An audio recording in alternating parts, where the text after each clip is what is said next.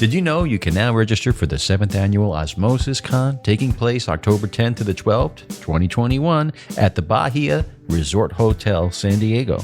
We have exciting news. You'll now be able to attend this renowned event in person in San Diego or virtually through a dynamic online community.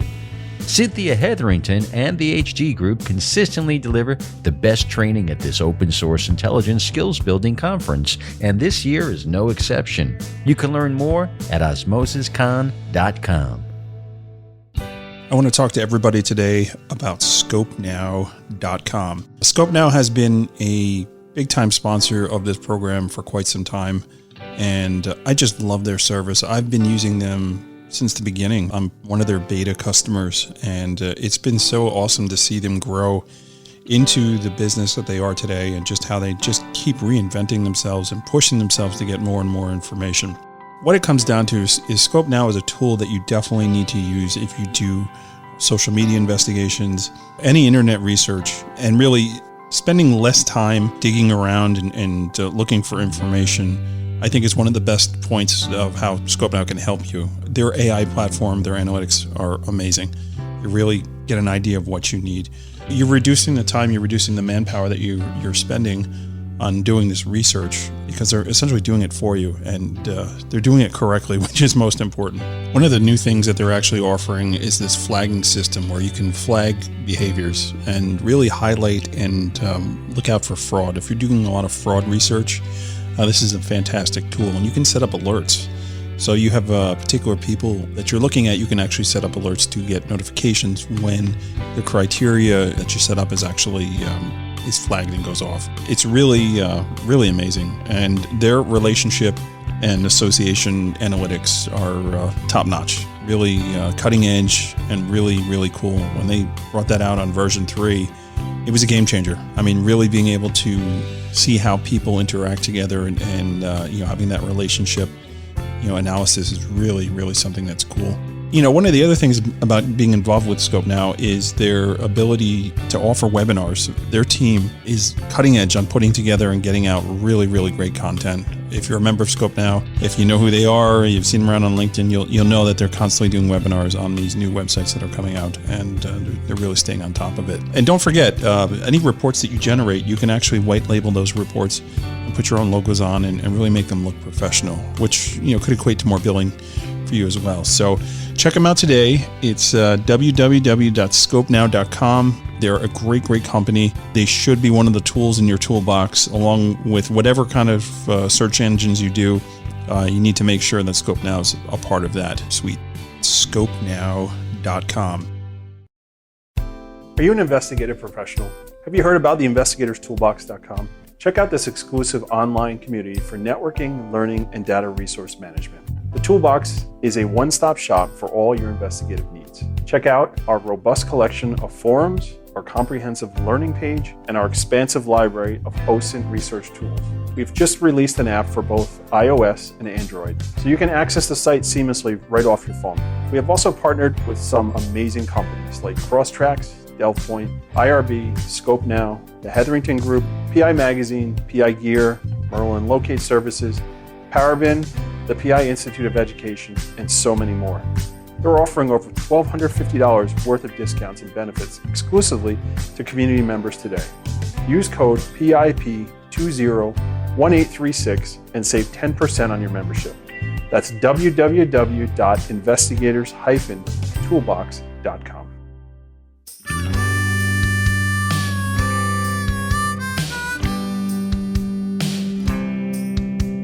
Welcome to Osmosis Quick Hits on PI Perspectives. We're almost done highlighting some of the speakers at the 2021 conference in San Diego, California. We hope you've enjoyed the content. This week, Jennifer Mackovjack is our guest. She'll be teaching a class with Andrew Keith on how to do research with only using the library, old school. Jennifer has a great background in research and is the co-owner of 221B Partners. So please welcome Jennifer Mackovjack and your host, private investigator Matt Spaier. Welcome everybody to this week's Quick Hits episode of PI Perspectives. We are focusing on Osmosis 2021 in San Diego, and we've got another speaker here with us today. I want to welcome Jennifer Mackovjack to the program. Jennifer, how are you? Hi, great. Thanks for having me. I'm excited to spend a few minutes with you this morning. Yeah, thanks for jumping on. I appreciate it. So we interviewed your partner in crime a couple weeks ago, Andrew, and you guys have a very interesting track that you're teaching here at Osmosis. But before we jump into that, tell me a little bit about your background. Sure. So my background is a hybrid of former law enforcement and then corporate investigations. I was a criminology major in college, and I'm kind of a rare person. I think that I knew what I wanted to do, or at least the field I wanted to be in since I was a child. And so I knew it was some sort of investigations path. And so after college, I moved to New York City and I worked for the Manhattan District Attorney's Office for a little more than a decade. Right. And then I joined the corporate investigations world, and I've been in that world since 2005. So I got a very important question for you. Sure. Did you ever go to Forlini's across the street? Of course. Who hasn't been to Forlini? Okay. I think it's in every Law and Order episode, and Right. all the big crime novels. There's always a scene at Forlini's. Okay, so you now have street cred. We can continue the interview. If you're like, what's Forlini's? I'm sorry, it would have to end. It's a legend. That's awesome. I actually, I really appreciate a criminology background. I took some classes in college. I went to John Jay College in the city. Best in the country. Yeah. I was talking to somebody about this the other day. The value of my degree just keeps going up and up. Like when I was there, I was like, yeah, it was college. I got through, it was cool. It wasn't anything that was super like hard for me, but the prestige of the school, right? They started doing construction, adding buildings, programs got better and better, and seeing how prestigious it was. I think when I was there, it was like maybe the top 3 in the United States for criminal justice. But now, I mean, I think you can make the argument it's the best. And, yeah, definitely. So well regarded. But the criminology class, I specifically remember I had a great criminology professor, and it really was interesting to me, the idea of how criminals think and why they do things. And even, the study of bumps on heads to try and understand, like, is this person predestined to be a criminal because of the shape of their head? I thought it was fascinating, right? Absolutely. I had a couple great teachers, but one in particular was my senior year. They brought in an FBI agent, and he taught real life examples. And, I think he was just doing it for a semester to test it out, but he continued on. And I think his classes were basically, standing room only, because they were just, fabulous. And everyone just learned so much. So, and it's so interesting, that the field of criminology and investigations, I rarely missed a class. So. Right. So how did you team up with Andrew? Well, I mean, you guys have the company together, right? The 221B Partners. You guys, did you meet at Kroll, or was it somewhere else? We do. Yeah, we were thrown into a little office together. So, and, flash forward 16 years, which I can't even believe it. We're back together again. So yeah, when I left the Manhattan DA's office, I joined Kroll right away, but not its New York City office. So I was moving to Chicago and joined its Kroll office. And as luck would have it, I ended up paired up with Andrew, and he and I sat together in that office, for a couple of years. He left, he came back, and, we just really hit it off, I think, not just from a personal and friendship level, but just really respecting each other's professional skill set. I think that we are sort of, 75% similar, and then we each have our different paths that make us a really unique complement to each other. So we've known each other since that time and have worked some pretty significant and interesting cases. And then we worked together again at another company called Hillard Heinz. Yeah. Before he left to form his own company. So yeah, I know Hillard very well, and a couple of folks that work there. Great. Talia Cohen, I think her name is. I'd met her at Osmosis a couple of years ago. What a great firm. That's a great place too. Definitely is. Yes. Yeah. So that's cool. So have you guys ever actually taught together, or is this going to be the first time? We've done some training, kind of internal training to some organizations that are much smaller, where we have, 15, 20 people, and we're really picking kind of niche research topics and really delving into those. And those have all been online so far. They were meant to be in person, but so far it's just been virtual. But that's it in terms of training together. So we've done a few, but not as big and only virtual so far. So we're looking forward to actually seeing human beings in person and being able to talk to a crowd and, see some hands raised and interact with a crowd. Sure. And this is your first osmosis too, right? Yes, it is. It is. So at my last company, we tried to send at least 2 people every year from the investigative team. So I always get the down low when they come back and they're really excited about how much they learned, and then they share that with the rest of the team. But this is my first one attending in person. Yeah. And, they do have the ability to attend online as well. Like they're doing a hybrid, which is neat, because some folks can't actually make the trip. It's difficult getting out to California, especially if you're coming from New York. It's like, oh, I got to go from, the fall to nice weather in San Diego. This is terrible. Definitely. It's a great option. Yeah. I love going to San Diego. It's an amazing city. And, the whole osmosis experience, I've talked about this for weeks now, but it stands true. The relationships that you build are almost as important as the content that you're learning about. Because you meet people that do things that you don't do, or may have a different solution to a problem that you were trying to solve. Right. So getting all these thought leaders in one area to talk about, technology or the latest trends and topics, there's real value to that. Definitely. Exactly. And I was trying to explain this type of conference to someone recently and saying, I'm really looking forward to it because it's not a sales conference. I'm not going out there to set up, 20 meetings with prospective clients. I'm going out there to set up, maybe 20 meetings with prospective new colleagues that I think people in this industry, we love to, figure things out and share information and help people in our industry figure out tricks and tradecraft. And so that's what I'm really excited about, is meeting people that I often see on LinkedIn or in other professional settings, or I've heard of, or I've, read things that they've written about. Just meeting them in person and having them as a resource, and hopefully being a resource back to them as case needs arise. Yeah, definitely. And the shift, I think, that I've noticed in the past year or two at these conferences too, is it, yes, you have all your technology and your technical stuff too, but there's also that push, that switch to get into methodology on how to do things. And that's right in line with where your training comes. You guys are talking about doing research, only having a library, which to me is amazing, right? I hope everyone finds it as interesting as we do. Well, I'm a child of the 80s, so you got me. I spent a lot of time in the library as a youth, reading periodicals and wasting time and hiding in corners and watching movies when I could sneak one in.